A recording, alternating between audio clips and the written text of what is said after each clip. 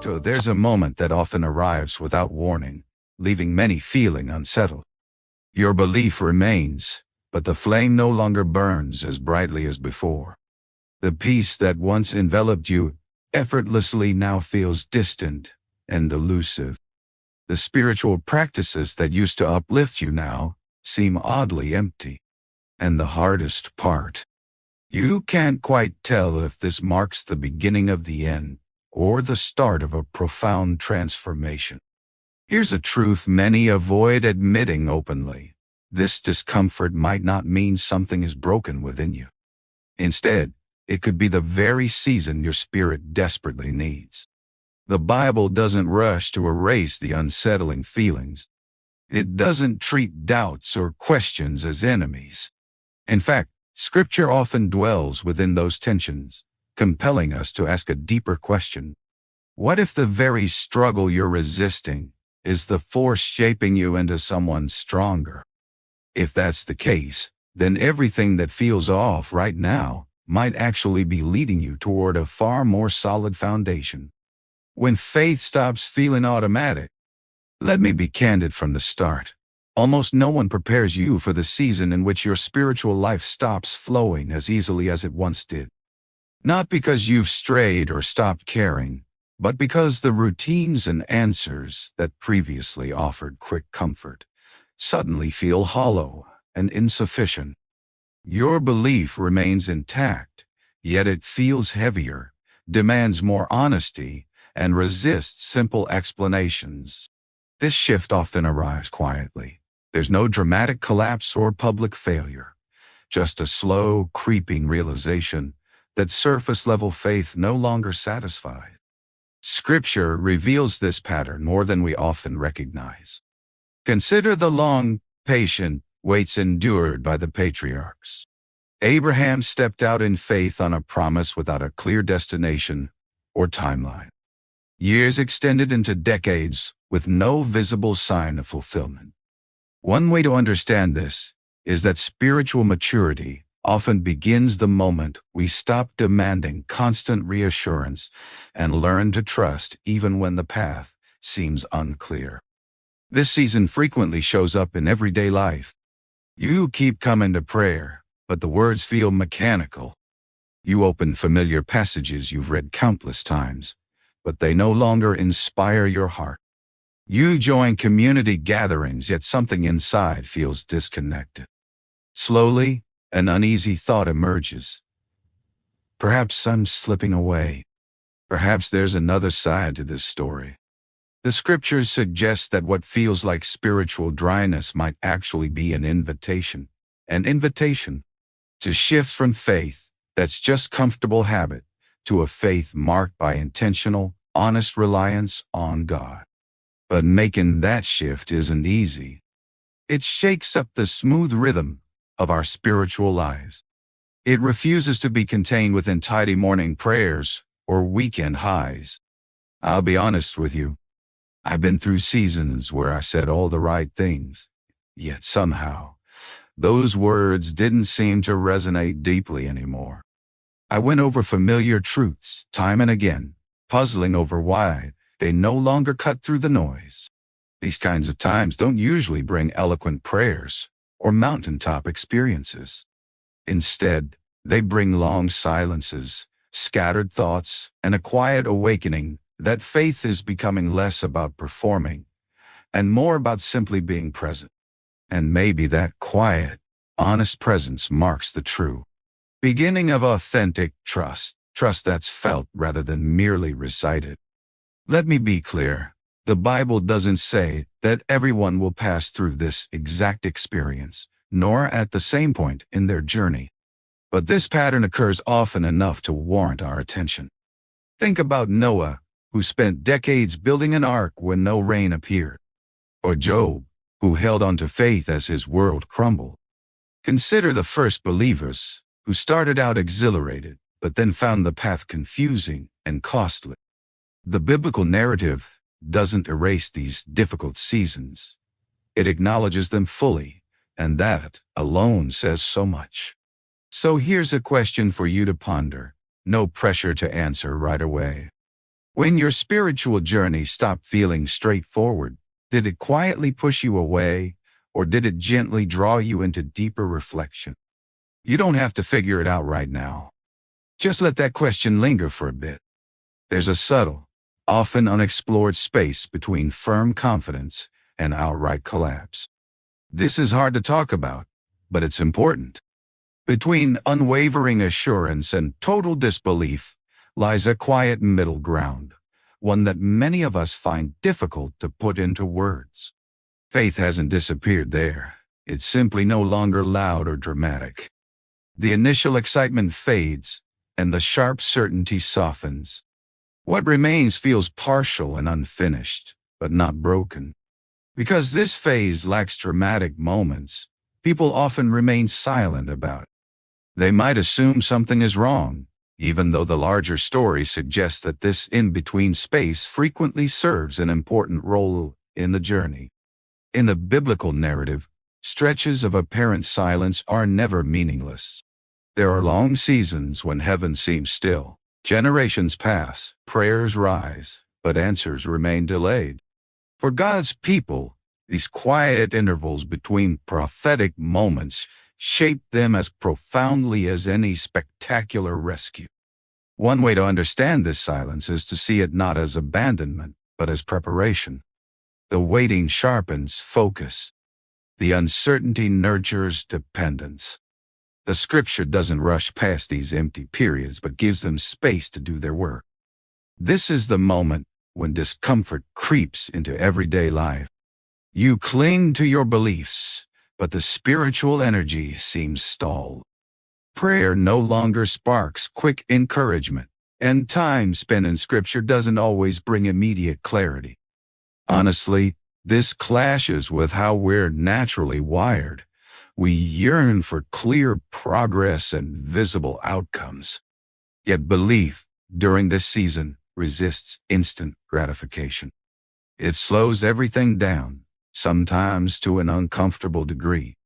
Picture the prophet who once stood victorious atop a mountain, only later to find himself drained and pleading for relief beneath a solitary tree. He lived in an era when spiritual leaders bore immense pressure from every direction. Despite witnessing a miraculous event, his strength faltered. The response from above wasn't a harsh reprimand or dramatic miracle. It was simple provision, rest, and room to breathe. This story shows that his low point didn't cancel his calling. It just revealed his very human limits. Now, here's where it gets practical. Many people try to escape this phase by piling on more noise, extra meetings, new teachings, constant busyness. But biblical patterns often point us the opposite way, toward quiet, fewer words, simpler prayers, and a willingness to sit with uncertainty. Not because clarity isn't valuable, but because timing is more important. Perhaps true trust grows not when every question has an answer, but when we learn to be present, even without total control. So here's a question for you. Take your time with this one. When your inner world turns still and silent, do you rush to fill the emptiness, or do you allow yourself to simply be in it? This question rarely has a straightforward answer. It wasn't simple for the prophet under the tree, nor for the entire generation waiting between promises. And chances are, it won't be simple for anyone walking this path seriously. This is the point when belief asks for personal ownership. I'll be honest, this is often where many get stuck.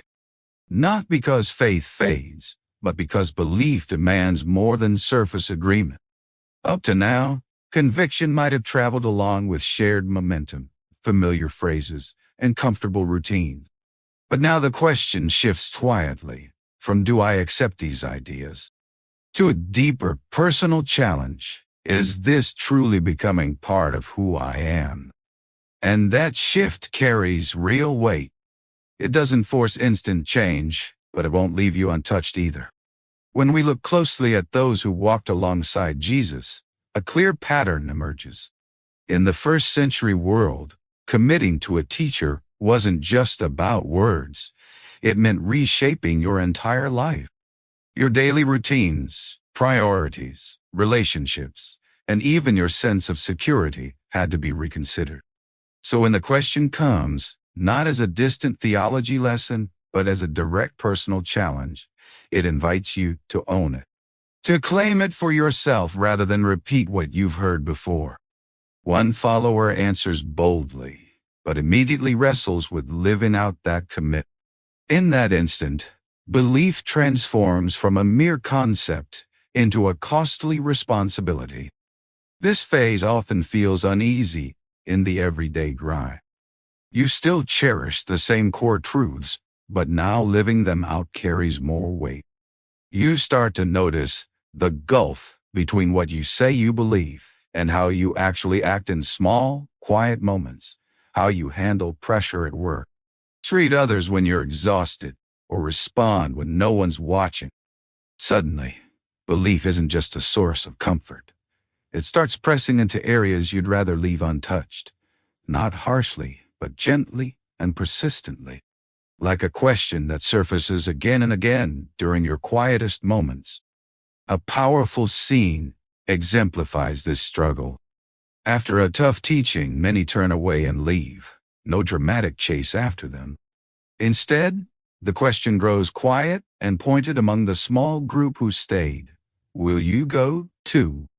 The weight of this hits harder when you remember what walking away would cost. Your identity, your community, your direction. The story offers no pressure, no force, just honest space for an authentic choice. That's where true ownership begins. Belief stops being inherited or borrowed. It becomes a deliberate choice, sometimes made daily, often accompanied by quiet sacrifice. You don't stick around because everything always feels inspiring. You stay because you've decided the truth is worth holding on to, even when convenience fades. These decisions are often unnoticed and small, choosing patience when frustration flares, telling the truth when a shortcut tempts you, holding your tongue instead of scoring a point in an argument. Here's a question to wrestle with. No need to rush or answer immediately. When belief starts to touch parts of your life you prefer to keep separate, what do you do?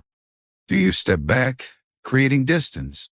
Or do you lean in, gradually embracing the challenge? There's no applause for either choice. Even those who dwelled closest to the heart of the movement doubted at times. The text doesn't hide this struggle. It lets the tension breathe. This is the friction between knowing what's right and actually living it. I'll say this carefully, because here is where discomfort deepens. At this point, belief isn't short on information or understanding.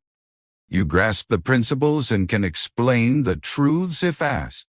But daily life doesn't always line up perfectly with what you know is right.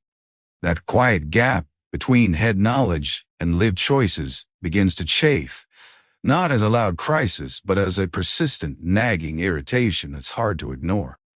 Scripture doesn't shy away from this inner tension. Take, for example, the apostle writing to communities scattered and under pressure.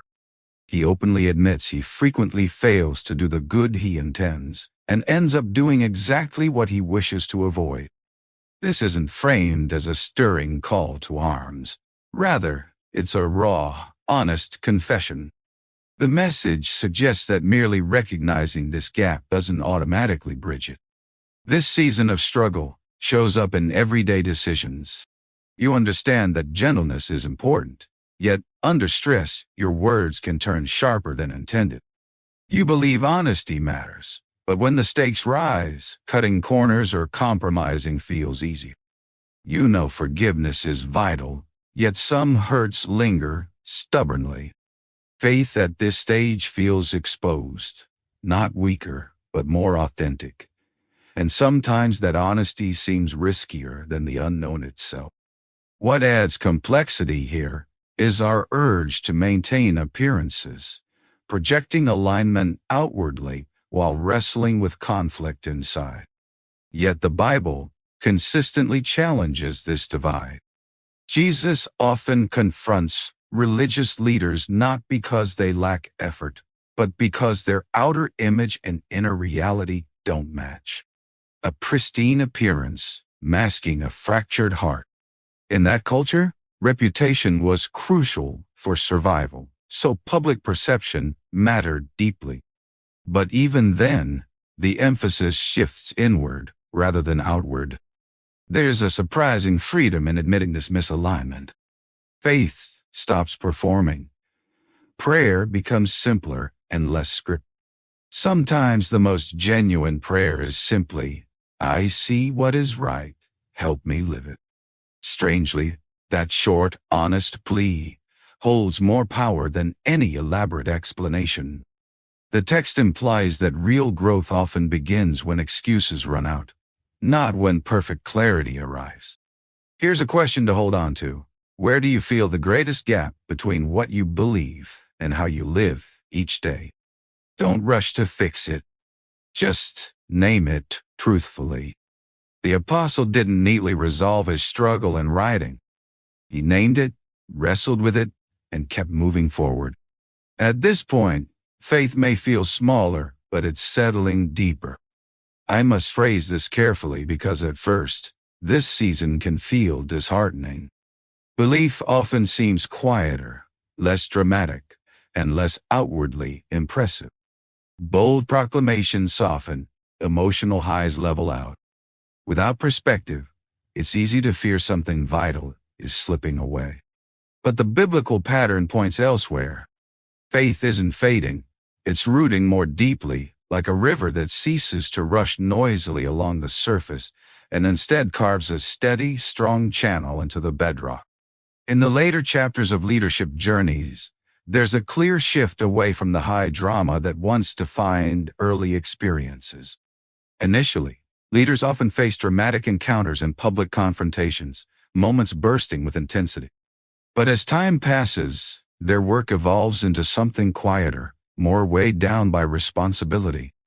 The focus turns from spectacular displays to faithful presence, steadiness rather than showmanship. In this phase, closeness doesn't amplify life's noise. Instead, it deepens the burden of stewardship and heightens the need for careful, consistent attentiveness. This season marks a turning point where belief moves off center stage and into the everyday flow of life. It thrives not on grand gestures, but on daily patterns, on making countless small decisions with sustained faithfulness, often without recognition or applause. The question shifts from "how do I feel right now?" to "how can I remain faithful in this ordinary moment?" Admittedly, this can sometimes feel underwhelming.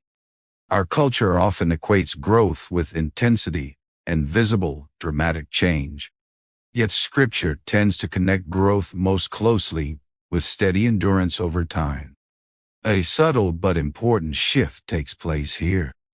Prayer ceases to be about chasing specific outcomes and instead becomes about aligning oneself quietly with God's will. Reading Scripture slows down, no longer rushing through chapters, but allowing room for reflection and deep absorption.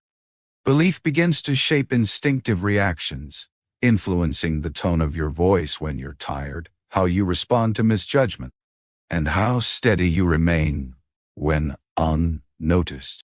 These changes might not make for striking social media posts, but they profoundly reshape your inner landscape.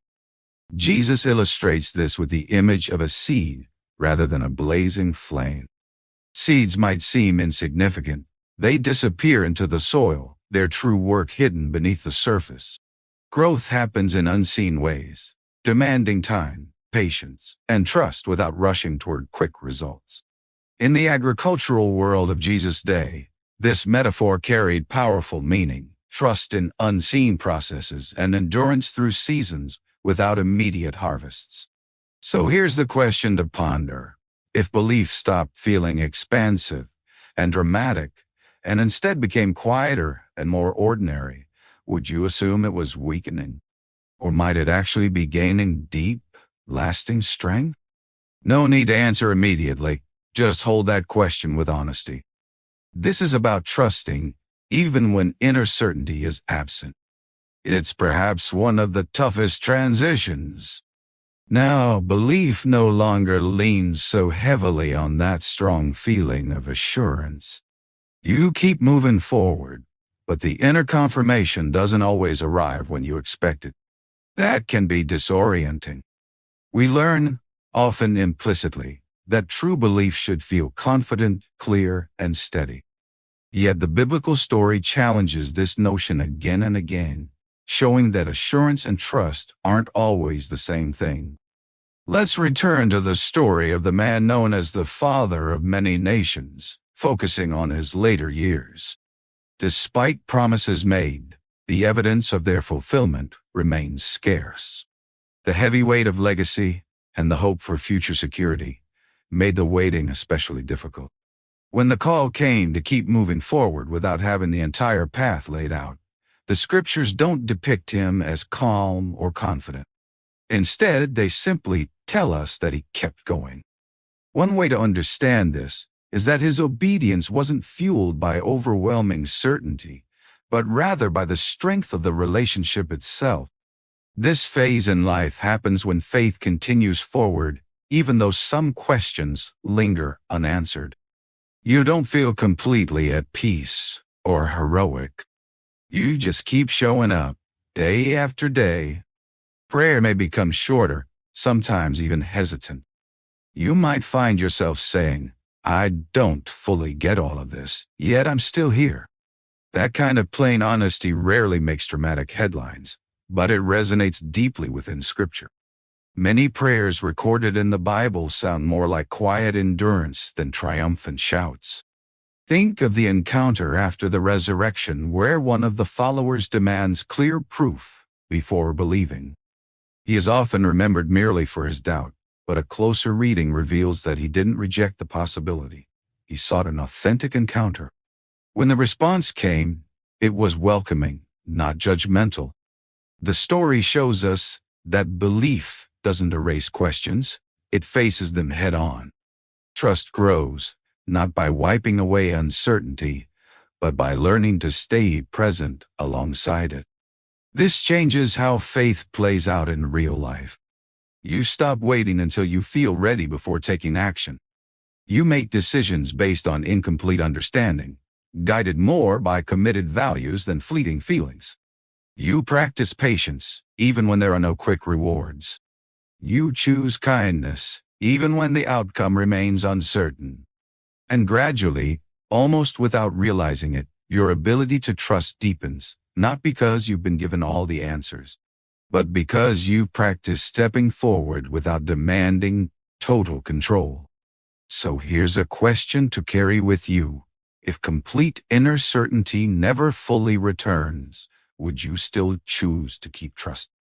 This question doesn't demand bold courage right away. It simply opens a small door of possibility. Choosing to stay, even when the hoped-for results aren't guaranteed. I want to speak plainly because this stage quietly strips away a hidden motivation many people hold without realizing. Eventually, faith stops being driven mainly by visible outcomes. Not because answers and breakthroughs never happen, but because they stop being the primary reason you persist. This can feel unsettling. We're used to tying faith to relief, resolution, and clear progress. But now, the deeper question arises, what if things don't turn out the way you hoped? Would you still keep going? Imagine 3 young men standing firm before a roaring furnace in a land where loyalty to the state was absolute. They proclaim boldly that their God has the power to save them. But then, with profound courage, they add the pivotal phrase, "But even if he does not." That brief statement carries immense significance. It reveals their faith wasn't dependent on rescue. Instead, it was anchored in unwavering devotion. They refused to compromise their beliefs based on what they expected to happen. This stage of faith doesn't always appear so boldly in everyday life. You continue to bring your hopes and prayers to the table, But your trust no longer treats those prayers like transactions demanding results. You show up day after day, even when answers seem absent or delayed. You hold on to your principles, even when there's no immediate reward. This can be unsettling because, before, tangible outcomes provided a kind of security or leverage. Letting go of that feels like stepping forward on a tightrope without a safety net. Within this space, a quieter, deeper maturity begins to unfold. Faith shifts its focus from what can this bring me to who am I becoming through this experience. This shift influences choices you make at work, how you navigate relationships, and how you respond to setbacks. Instead of expecting faith to shield you from hardship, you allow it to shape your attitude and endurance through hardship. Life doesn't get simpler, but over time it gains a quieter stability. Jesus demonstrates something similar during his time in the garden before his suffering. He expresses an honest plea for another path, yet ultimately surrenders with the words, "Not my will, but yours be done." This moment isn't light or effortlessly inspiring. It's heavy, charged with real cost. The narrative frames it not as easy confidence, but as costly obedience. So here's a challenging question, one without an immediate answer. If faith never guaranteed the specific outcomes you hope for, would it still be worth centering your life around? Don't rush to reply. Let the question linger. Let it sit with you. When faith becomes quietly steady and unshakable. Describing this carefully is important to avoid sounding grandiose, so I'll keep it grounded. At this point, faith no longer needs to loudly announce itself or defend its validity. Instead, it carries a calm steadiness, very different from the earlier excitement or forced confidence. It doesn't rush to prove itself or perform. It simply is. This change is striking, because for so long faith may have felt like something you had to nurture emotionally or explain to others. Now it's settled quietly in the background. We see hints of this in the later writings of the disciple known for his early zeal. Decades later, as he addresses small groups facing genuine threats, his message distills into simple calls: love one another, remain true, and abide in faith. Not because the message became smaller, but because it gained clarity. Despite serious pressures, he points toward enduring steadiness rather than urgent alarm or fear. This season arrives when your belief no longer ebbs and flows with the highs and lows of daily emotions. You won't feel spiritually alive and energized every single day, yet those emotional swings no longer unmoor you like they once did. You've learned to tell the difference between passing feelings and a deeper, more enduring foundation. Prayer continues even when it feels routine. Scripture remains your anchor, even without fresh insights each time. Belief shifts away from chasing emotional highs and becomes more like a compass, steady and reliable, guiding you steadily even under gray sky. What stands out is how this steadiness changes your everyday responses. Your reactions slow down. Panic no longer grabs hold instantly. You pause and listen more before you speak. While belief doesn't erase uncertainty, it removes the urgent need to hurry through it or fix it immediately. This calm endurance can sometimes confuse others who expect faith to look more energetic or intense. It's not dramatic or flashy, but it holds firm when pressure builds. Jesus points to this kind of lasting stability when he talks about building on solid rock rather than shifting sand. The image isn't glamorous, it's practical. Storms still come, but the real difference is found in lasting through them, not in the immediate drama. Stability shows itself not in perfect peace, but in staying whole under strain. Quiet belief doesn't avoid hardship, it outlasts it. Here's a gentle question to rest on. If belief no longer needed constant excitement to feel real. What would that free you from? It would free you from the constant drive to prove yourself, living your faith without always needing it to be noticed or applauded. Let me be very clear, because this season is often misunderstood. By this point, your belief no longer depends on having an audience to survive. Not because relationships or connections stop mattering, but because you no longer need external approval to sustain your faith. Earlier in your journey, being seen and affirmed brought reassurance. Now, belief thrives quietly, even in places no one else sees. This quiet faithfulness, the small, steady choices you make without fanfare, is often where faith grows most resilient. You see, this echoed throughout Scripture's repeated warnings against doing good deeds just for show. In the cultural context of those times, visible religious acts often proved your legitimacy. But the focus keeps turning inward to private prayer, unseen acts of generosity, and disciplined actions without public praise. The Bible doesn't say being seen is wrong. It warns that depending on visibility makes your belief fragile. Faith, built on applause, fades when the spotlight fades. This season appears when you choose the right thing, even if no one else notices. When you do good without immediate reward or recognition. When you let go of bitterness without anyone praising your growth. When you keep your promises simply because it's right, not because someone is watching. At first, holding on to such belief feels almost ordinary. There's no rush of adrenaline, no loud external applause, just steady, unwavering consistency. But consistency, as it turns out, requires far more than occasional bursts of intensity. It demands a quiet, sustained commitment. Within this steadiness, a subtle freedom begins to unfold. You stop meticulously crafting every impression others might form of you. You stop endlessly explaining or defending your choices. Instead, belief becomes something you simply live with, something you inhabit deeply rather than display for others. This shift opens the door to genuine rest, a resting away from constant comparison, from internal pressure, from all the noise.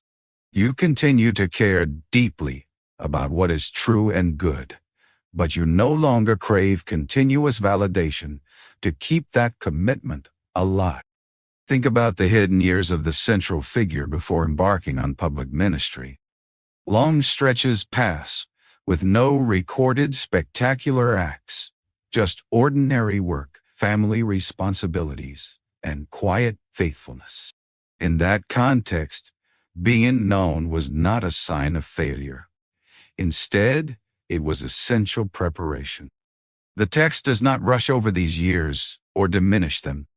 Rather, it allows them their quiet dignity, suggesting that faithfulness lived out in obscurity carries full value just the same. So here's a question to let linger. If belief never again earned visible recognition or applause, would you still choose to live by it? Take some time with that. There's no need to rush to an answer because this phase of life isn't about impressing others. It's about becoming deeply and securely anchored in something steady. This is what it looks like when belief no longer needs to constantly prove or defend itself. I want to be clear here, because it's easy to idealize the flashy and visible rather than the solid and enduring. At this point, belief stops exhausting energy on proving its own legitimacy. There's no pressure to argue, perform, or compete for approval.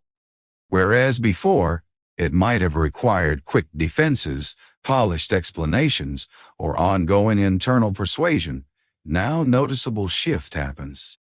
Belief becomes less reactive, not weaker, but more composed. Like someone who knows their ground and no longer feels compelled to shout about it at every moment. This maturity is evident in the choice to maintain deliberate silence amid sharp accusations, in situations where speaking up could mean the difference between life and death.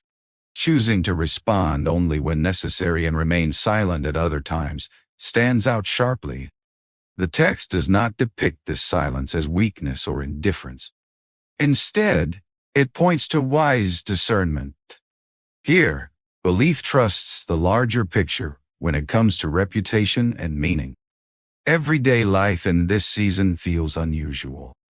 You no longer leap into every debate or discussion. The overwhelming urge to convince everyone gradually diminishes. Truth remains deeply important, yet anxiety about how it's received loosens its grip. Over time, conversations change. You listen more carefully and respond with less urgency. You are not tuning out. Instead, you are becoming more grounded, more centered, more at peace. Maturity emerges only after extended time and testing. It's a growth that can't be rushed. You've reached a point where belief no longer responds with panic when faced with challenges. External skepticism or disagreement no longer feels like a threat to your very existence. What you've realized is this: belief doesn't grow mainly through winning arguments or debates, but by maintaining integrity while holding tension. This understanding transforms how you approach everyday interactions, quietly yet profoundly. The Apostle talks about learning contentment across vastly different circumstances. Consider the backdrop: imprisonment, uncertainty, loss of control. These conditions give his message real weight. The contentment he describes isn't about ease or comfort. It's about achieving stability that stands independent of external situations. Belief, at this stage, no longer relies on supportive crutches from the environment to hold firm. This brings us to a question worth lingering on. If no one else ever fully understood or affirmed your belief the way you do, would your inner knowing still be enough? This isn't an invitation for a complex defense, but a call for honest reflection. When belief comes full circle, it integrates quietly. I want to pause here because this season doesn't arrive with fanfare or clear milestones. There's no single moment to mark and say, "I've arrived." Instead, belief begins to settle naturally into your way of seeing the world and making choices. It shifts from being a distinct, conscious burden to becoming a seamlessly integrated lens through which you perceive situations, decide, and stay steady under pressure. Interestingly, many mistake this integration for stagnation, when in reality, it signals a deeper maturity. You can sense this shift in the later reflections of the Apostle as he faces imprisonment near the end of his journey. The tone moves away from urgent defense toward fostering encouragement and passing on a legacy. He stops chasing visible results or guarding his reputation. Instead, he reflects, strengthens others, and entrusts responsibility to those who follow. In a culture where legacy held immense importance, his rested not mainly on spectacular feats but on faithful endurance through time. This season feels stable but is far from passive. You will still wrestle with questions occasionally. You continue to learn and sometimes stumble. Moments of weariness or doubt arise. Yet none of these challenge your core anymore. Your belief has stood firm through disappointments, quiet stretches, unanswered questions, and real costs. Illusions have fallen away. What remains may not be flashy, but it is unshakable, tested enough to no longer crave constant external reassurance. Surprisingly, this maturity often softens your demeanor without lowering your standards. You're less quick to judge and more patient with the unfolding process, both in yourself and in others. The urge to correct or fix everyone else's journey fades because you intimately understand how long and personal your own path has been. Through this lived experience, belief nurtures mercy, and this mercy reshapes how you relate to those still navigating earlier, more turbulent seasons. There's a quiet echo here, a kind of wisdom that doesn't come from gathering more answers, but from living long enough to notice the patterns that keep returning. The text doesn't hand you neat, tidy solutions. Instead, it offers a perspective shaped by time itself.